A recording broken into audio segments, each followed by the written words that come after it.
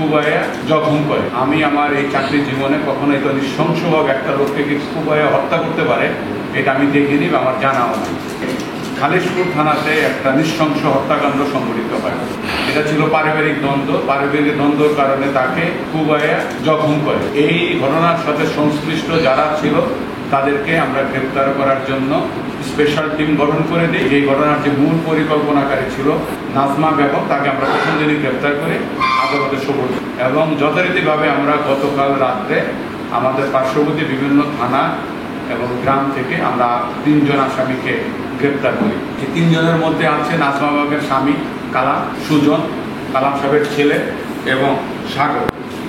এবং সুজনের জবানবন্দি অনুযায়ী তার দেখানো মতে যে স্থান থেকেই আমরা যে তাকে খুবই হত্যা করা হয়েছে সেই দা বা চাপা সেটা আমরা উদ্ধার করতে সক্ষম হই।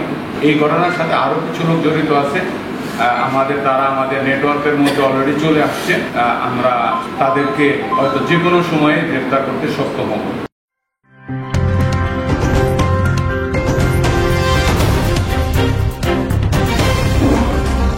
Voice of Tiger.